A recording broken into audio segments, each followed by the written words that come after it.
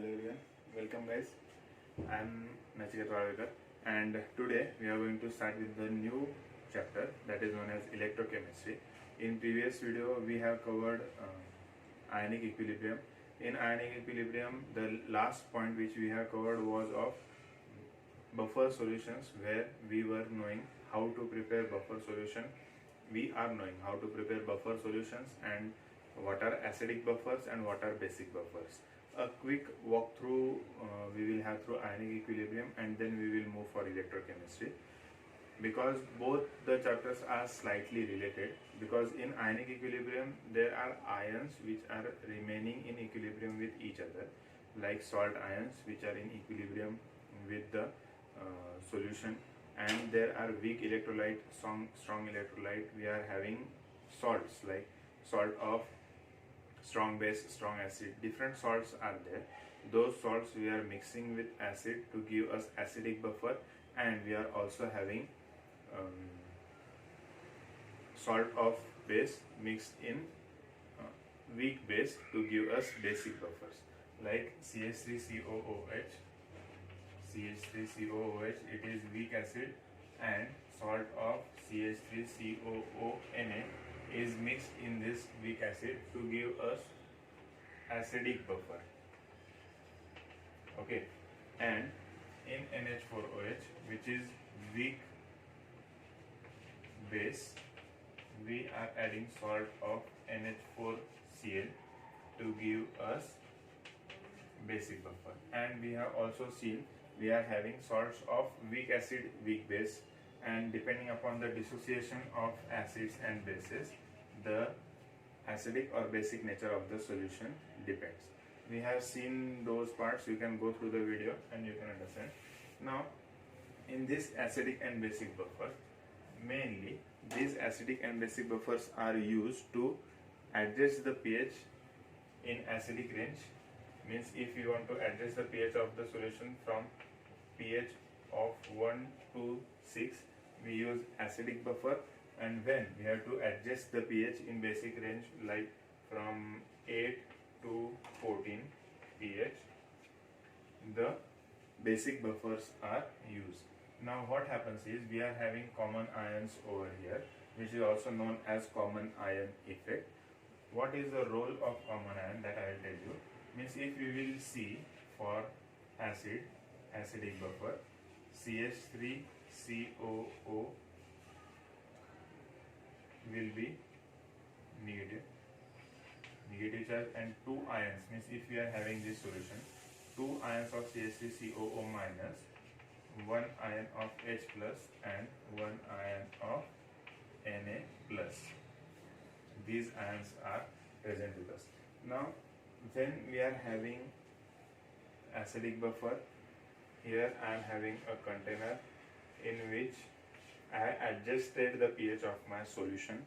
I adjusted the pH of my solution to at least say pH 2, and I want to maintain the pH of the solution for 2 only. There shouldn't be fluctuations in the pH, because let us say when I am doing research, during research the pH values are very important, because even slight change in pH can alter your result. For example, if we will try to change the, I will give you the reason why pH is so important. It is not possible that we are going to take the pH lightly. We shouldn't take pH lightly. Why? Because if even a small amount of change in pH takes place, that can hamper our whole system. For example, if the pH of my blood is in the range of 7.2 to 7.3, and if it exceeds by 7.3, then that increase in pH can lead to death. Or if there is decrease in the pH of my blood, that also can result into mishaps, or there can be fatigue, or any diseases can be taking place just by the change in the pH. That's why in our blood also we are having buffers. Those buffers are maintaining the pH of our blood. In our textbook, CaCO3 and CO3 minus ions are used as buffers in our body. in our textbook they have already given us what are the buffers which are used, and those buffers are also used in our cold drinks to maintain the pH. Cold drinks are acidic in nature, slightly acidic in nature. That's why when we are facing acidity, okay, when we are facing acidity, it is not recommended to drink cold drinks, because even cold drinks are acidic. Okay, it is why, because when we are bubbling CO2 in water, when we are bubbling CO2 in water, H plus ions are formed. Those H plus ions turn the pH of the solution acidic, and CO2 is also acidic in nature. So these are the reasons why the change in pH can affect our body at a larger scale. Okay, even if we are carrying out fermentation in fermentation industries, pH and temperature, these two things are monitored continuously. Why I am giving you this information? Because that pH also affects the conductivity of the solution. In that case, when the fermentation is taking place, there are electrodes placed in that fermenter tank to maintain the conductivity or to check the conductivity.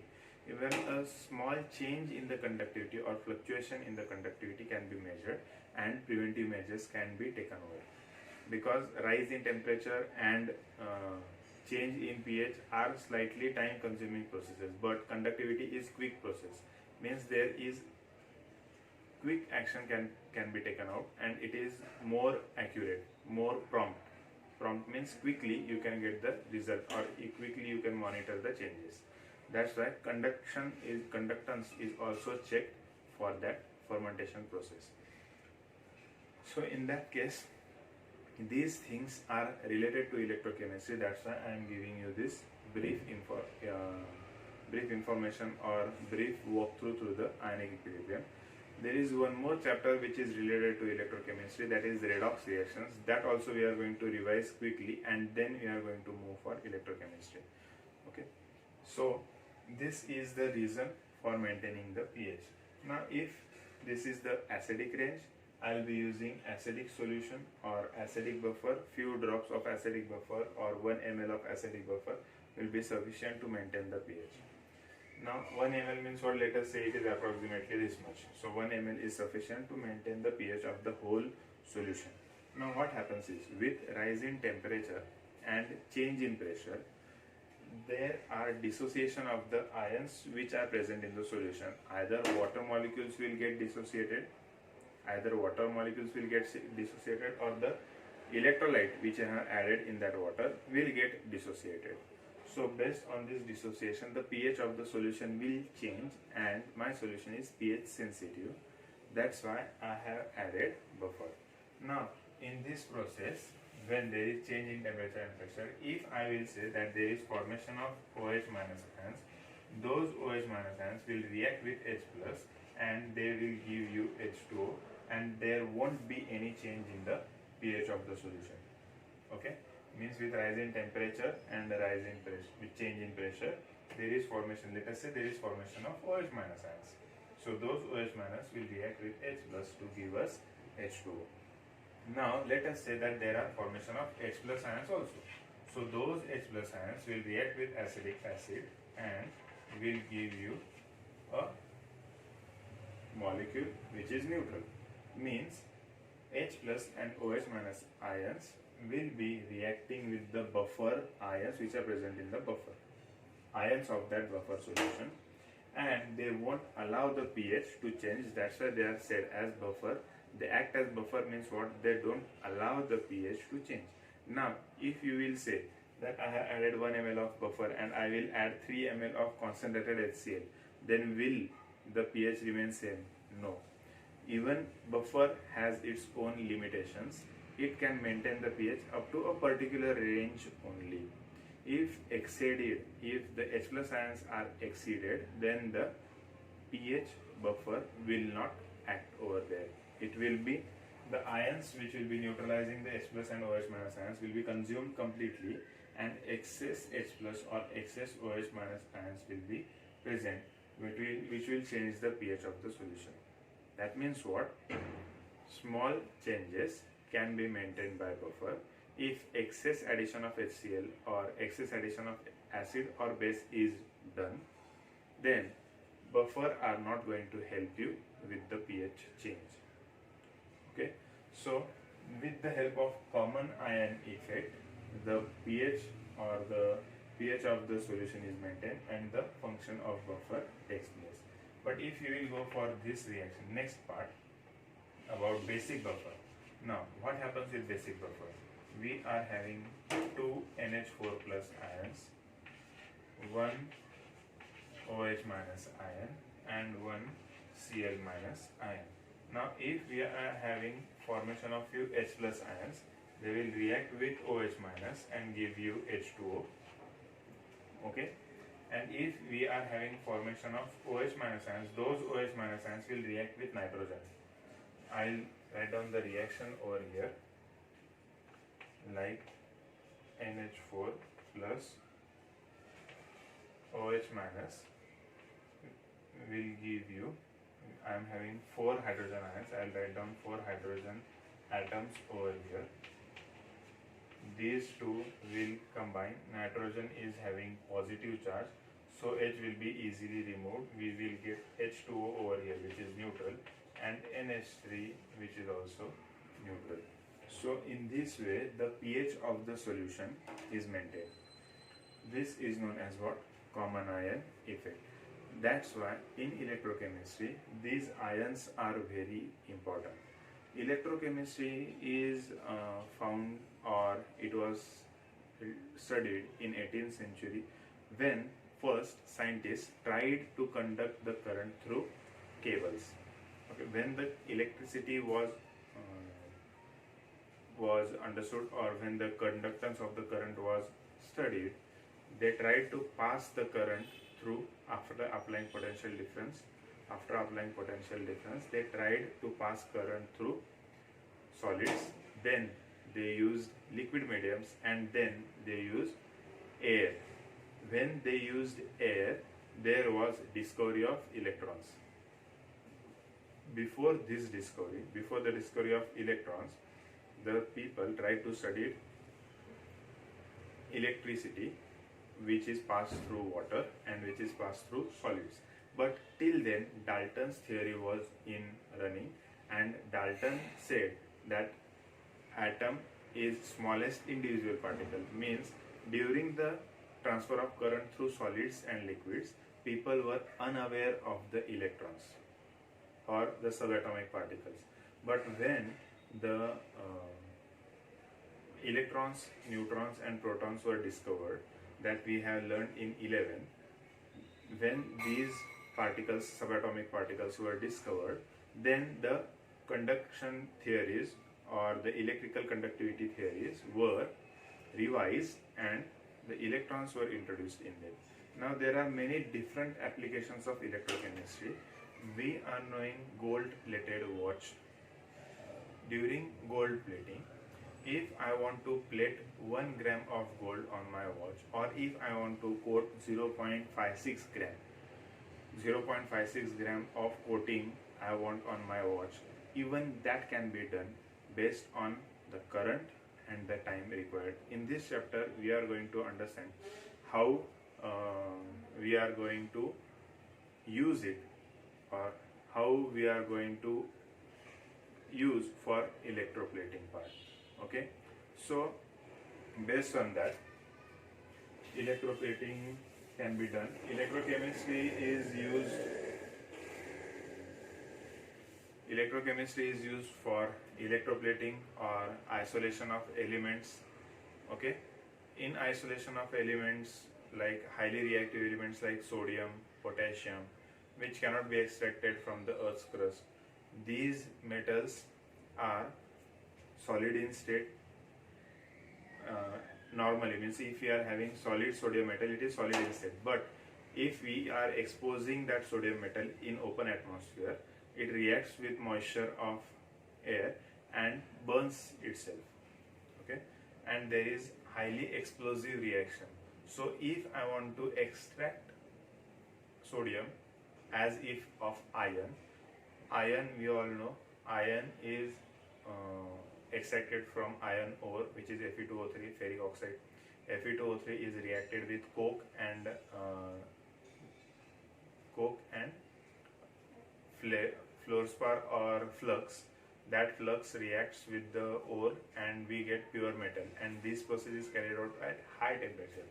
If we try to extract sodium in the same way, there will be highly explosive reactions and you won't be able to extract the sodium. So a new method was introduced to extract sodium, and that was what? Electrochemistry.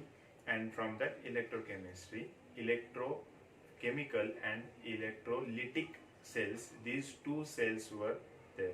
These two are different cells, these two have different functions: electrolytic cell and electrochemical cell. Electrolytic cells are used for extraction of sodium or extraction of potassium in that way.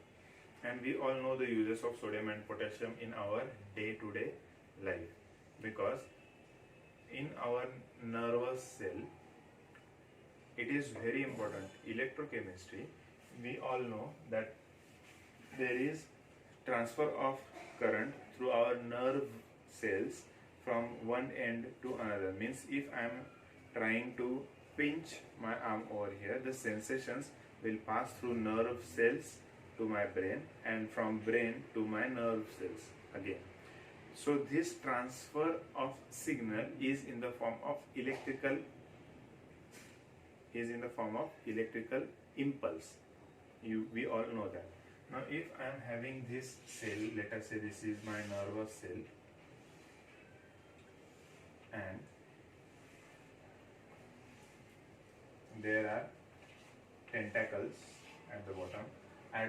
I never had biology after 11th and 12th, that's why my terms won't be precise and my drawing also won't be much proper, so please bear with me.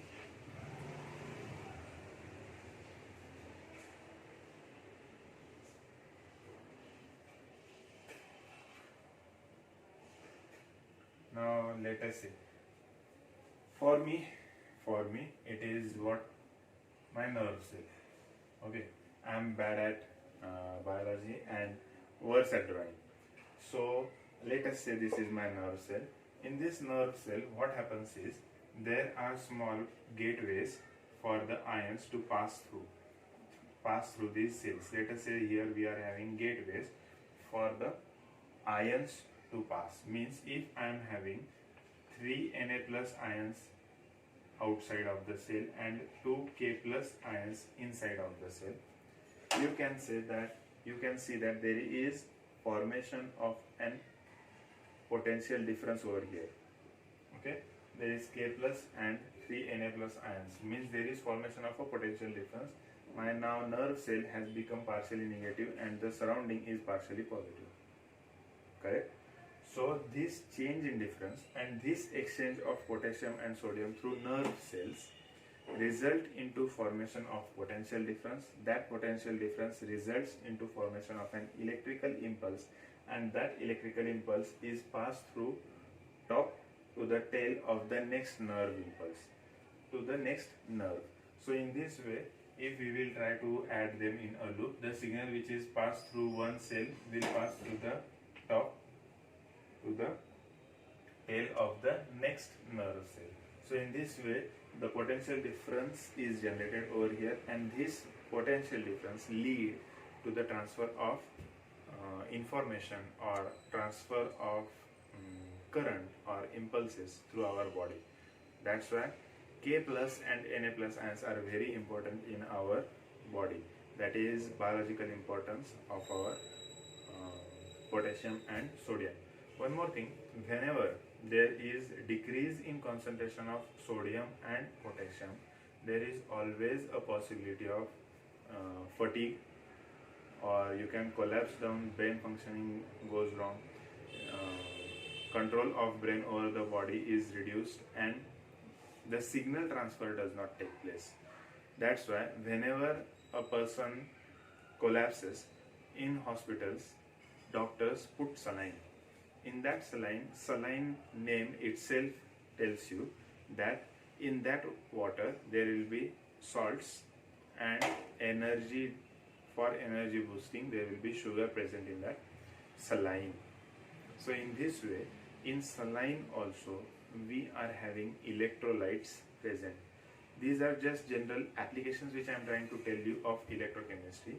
We were going for electroplating. In electroplating we have seen that there are we can plate many different things. We can plate copper also on any material. We have seen that as gold is inert, we can plate gold on iron watches also. So if I want to plate 2 gram, 1 gram or 0.56 gram of gold on my watch, that can be done by electrolytic cell.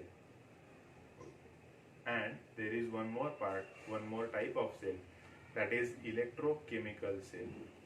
The best example for electrochemical cell is what? Mobiles, which we generally use in our day-to-day life. We recharge our mobile and the mobile gets discharged. When the mobile is getting discharged, that means the battery which is present in our mobile is acting as an electrochemical cell. The chemical reactions which are taking place in our battery are resulting into formation of current, and that current is running our mobile. When the reactants are completely consumed, okay, means what? When reactants are reacting to form product, there is exchange of electrons, and this exchange of electrons result into formation of current. Now when the reactants are completely consumed, there will be only product and my mobile will be completely discharged. Okay. Now when I am applying charger and when I am putting the button on, the function of the charger is to convert the alternating current into direct current, and that direct current is passed to our electrochemical cell.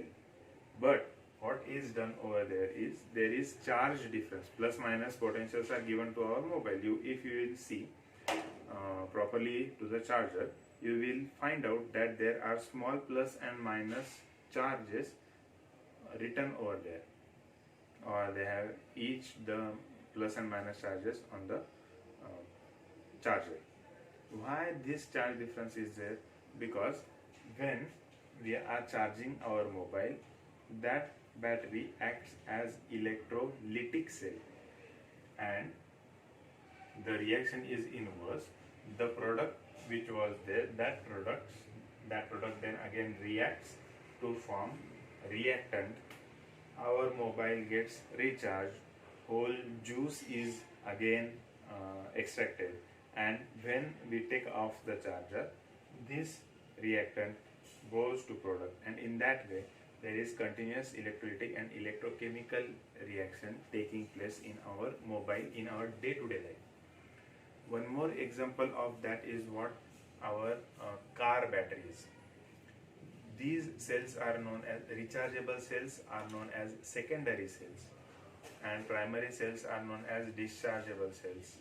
Those cells are pencil cells, which we have always seen, which we used regularly in our watch, hanging watch or wall watch. On that part we have always used pencil cells which gets discharged and we cannot recharge them. In that cells we are going to see that part also. What I am telling you is we are having a brief revision what we are going to learn in electrochemistry, and we are going to first see redox also. I have not yet started with the chapter. I am just giving you a brief introduction that on what scales electrochemistry is there in our day-to-day life, that I am going to tell you. So in this way, secondary cells are there where electrochemical and electrolytic cells are continuously changing.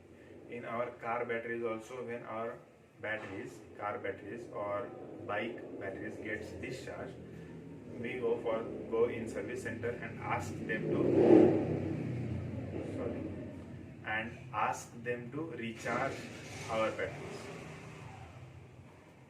So when they are recharging our batteries, they are alternating the potential and the cell changes. This I will tell you how to change the potential and how the electrochemical cell is converted into electrolytic cell, that we are going to understand. But I am just telling you a brief information. So these are the parts.